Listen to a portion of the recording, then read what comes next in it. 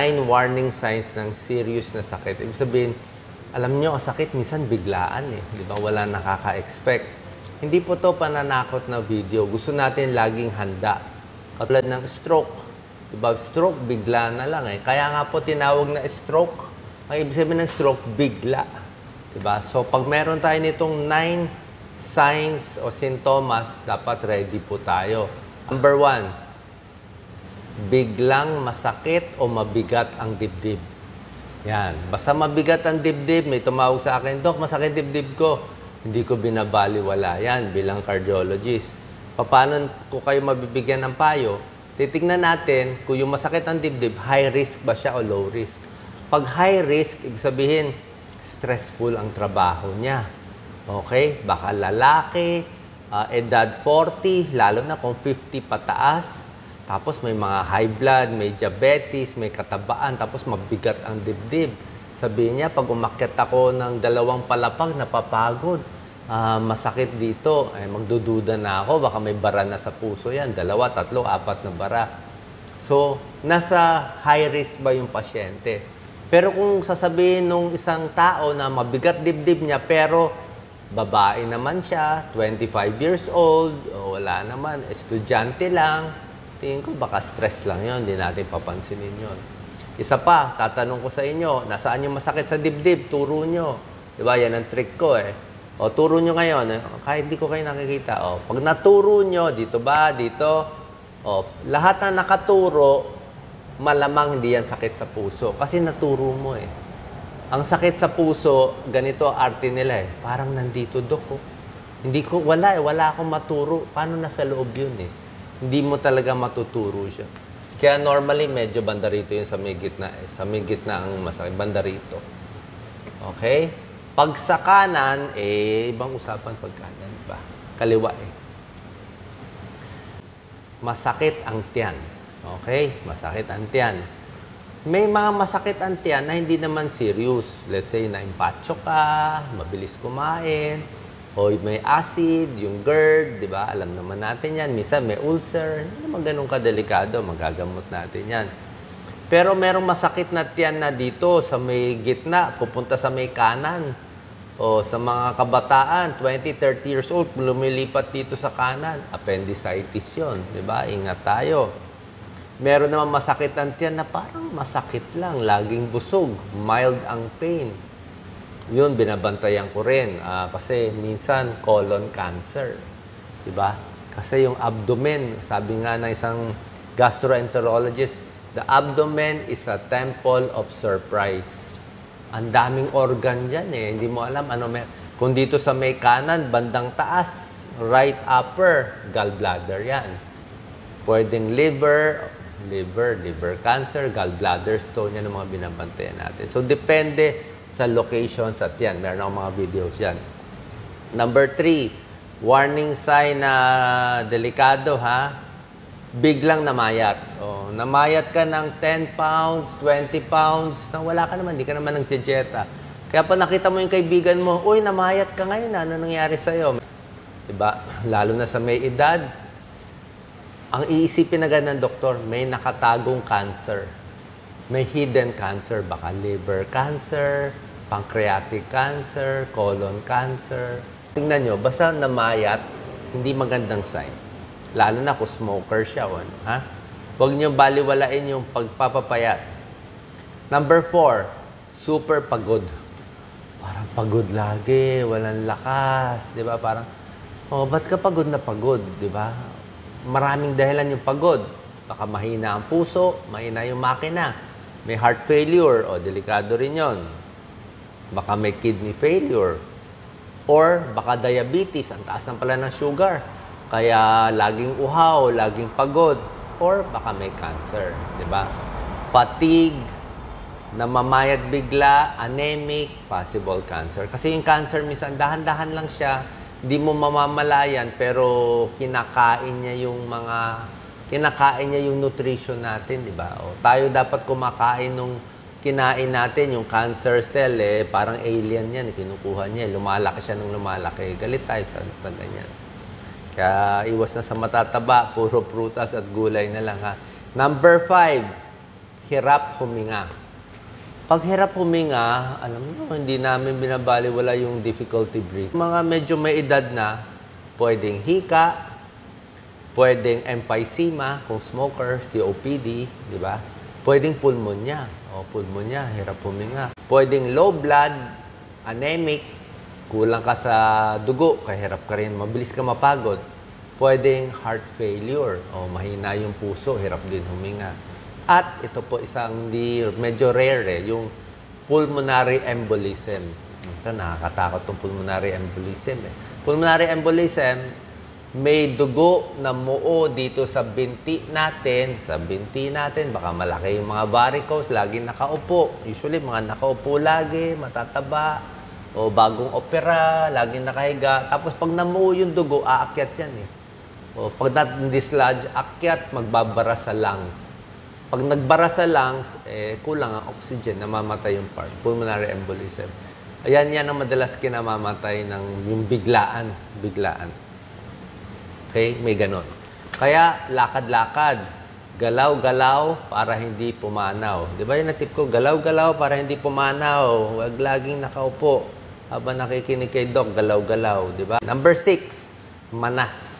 Manas na manas. Hindi yung konting manas, yung makakapal na manas hanggang binti, ang bigat-bigat ng paa. Yung konting manas ng mga tindera sa SM, di ba? Yung mga security guard, okay lang nakatayo ka, may konting manas. Pero yung manas na manas, pwedeng mahina ang puso, heart failure. Pwedeng kidney failure bago mag-dialysis, di ba? Bago mag-dialysis, manas na. Hindi na kasi makaihi, kaya nagmamanas. Pwedeng liver failure. Yan ang dahilan kaya nagmamanas. Number 7, ito, napakahalaga. Yan. May bukol sa katawan. Kung may mga nunal, yan, nunal na lumalaki, more than 6 mm. Nunal na dati maliit, ba't palaki ng palaki? O, basta mas malaki sa dulo ng ballpen, o yan, mas malaki dito. Yan. Mas malaki ba dito ang nunal ninyo? Mas malaki pa dito. 6 mm to eh. Pag mas malaki dito sa dulo, sa gitna, papacheck nyo. Okay? Hindi po maganda yon. Pag iba ang kulay, may itim, may brown, ayaw natin yon. Pag hindi ang hugis ay parang jagged, parang zigzag, hindi maganda yon. Melanoma yon. Yung melanoma, itim na itim yun. In a few months, namamatay yung tao sa melanoma. Grabe kumalat yung melanoma. Yung maitim. Bukod dyan, tingnan nyo rin yung bukol. Diba? Nasa balat din yan. Bukol, masyadong malalaking kulani dito. O yan, hawakan nyo. Pag merong ganyang kalalaki na matitigas, pwedeng may infection sa ipin, pwedeng may tuberculosis dati, pwedeng may infection, or pwedeng lymphoma eh. May mga lymphoma na kulani sa kilikili, kulani dito. Diba? Pag may bukol dito, malaki, pwedeng goiter or pwedeng thyroid cancer. Thyroid cancer, medyo okay. O, ba't sinabi ni Doc okay? Kung tayo ay mamalasin at may darating ng cancer, isagot nyo na lang thyroid cancer, ang pinakamagandang cancer. Kasi nabubuhay yung taong may thyroid cancer. Kasi mabagal siyang kumalat. Siguro kahit 1 year, 2 years, ang bagal-bagal niya kumalat, mapapa-check up mo pa, mapapa-opera mo pa, mabubuhay ka ng normal. O meron din bukol dito malaki Pag dito ang bukol, salivary gland, pwedeng laway yan na naimbak. Isa pa, sa babae, bukol sa breast. O kapain nyo yung suso nyo, kailangan po talaga. Breast cancer, 10% sa Pilipinas. Tayo highest na breast cancer in Asia. O yan, grabe. Hindi nyo naintindihan yung numbers. Tayo pinakamaraming breast cancer sa buong Asia. So meron tayo kinakain na bulok, meron tayong nai-import na sira. Na ng mga chemical. Pilipino, taas sa breast cancer. Dapat food safety, napakahalaga. Bawasan nyo na rin toyo, asin, di ba? Actually, ayaw rin natin masyadong maalat. May nagsasabi, baka pag sobra alat, ma-trigger yung mga cancer cells. So, any bukol sa breast, lalo na yung kulani sa kilikili, connected dyan sa breast, paopera na agad.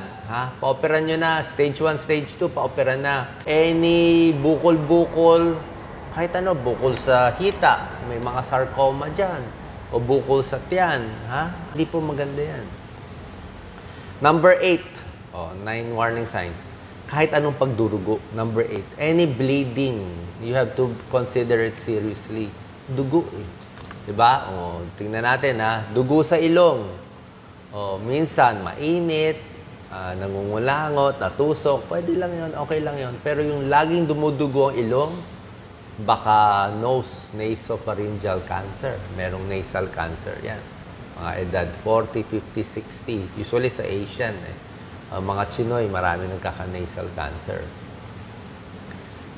Pagdurugo sa plema, pag-ubo. Pag-ubo, may plema, may dugo. Pwedeng tuberculosis, pero pwedeng lung cancer. Di ba? Alam niyo yan, lung cancer. Pero late na yon kung lung cancer, kung dugo. Diba? Dugo sa pagdumi. Pagdumi, may dugo. Pwedeng almoranas lang, may konting dugo. Pag punas mo sa tissue, pwedeng may dugo, baka almoranas. Or pwedeng colon cancer. Maraming colon cancer sa Pilipinas. Sa lalaki, parang number 2 killer eh. Number 2, number 3, colon cancer. Sampa, sa puwerta ng babae, nako. Puwerta ng babae, may pagdurugo. Hindi po maganda yan. Puwerta ng babae, pag nagtalik, may dugo, tapos may amoy-amoy konti, possible cervical cancer. Yung talagang mabaho, parang nabubulok. Minsan gano'n, cervical cancer, stage 3, stage 4. Cervical cancer, common sa kababaihan yan. So, breast cancer, cervical cancer. So, kailangan papacheck. Hindi naman lahat cancer. Baka mamaya meron lang kayo fungal infection, pwedeng ganun lang, may bacteria lang. Pero, kailangan i-check natin. Maraming may cervical cancer. Alam niyo yan. Maaga, tanggalin agad. Basta yung cancer, tanggal agad. Minsan may chemo, may radiation, bahala na yung doktor mo. Pero usually, tanggal agad tayo. Sa kidney, may kidney cancer din. Sa ihi na may dugo, pa-urinalysis may dugo, parang pink konti, kidney cancer yon. Or pwede rin kidney stone. Okay?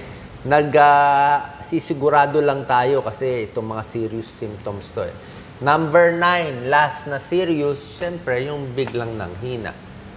Nanghina ang kamay, biglang nangiwi, yan ang kinakatakot natin lahat. No? Biglang nangiwi, nanghina, stroke na yan. Kasi pa na-stroke, magre-rehab ka pa, o paano tayo hindi ma-stroke, di ba? Yung biglang hina, biglang manhid, o yung mga manhid-manhid minsan sa puwet, dito sa balakang, minsan small stroke yon. May pasyente ako dati ngayon, sabi niya, ba't dito sa puwet ko laging manhid? O baka sa wallet lang, wallet. Pag CT scan, may mga stroke na maliliit. Para hindi ma-stroke, gamutin ng high blood nakaka-stroke. Gamutin ng diabetes nakaka-stroke. Diba? Taas ang pressure, taas ang blood sugar, yan na nakaka-stroke. Tsaka, syempre, mga matatabang pagkain, sigarilyo, alak, tanggal. Sigarilyo, alak, kalimutan nyo na. Okay? So, ito yung 9 warning signs ng seryosong sakit. Pag meron kayo nitong 9, kailangan magpapacheck up tayo sa doktor. Wala tayong choice. Kasi mas maaga, mas maagapan. Ito yung gustong-gusto kong topic eh. Dito tayo makakaligtas ng buhay. Pag nahuli mo siya ng maaga. Okay, maraming salamat po. Sana nakatulong itong video po sa inyo.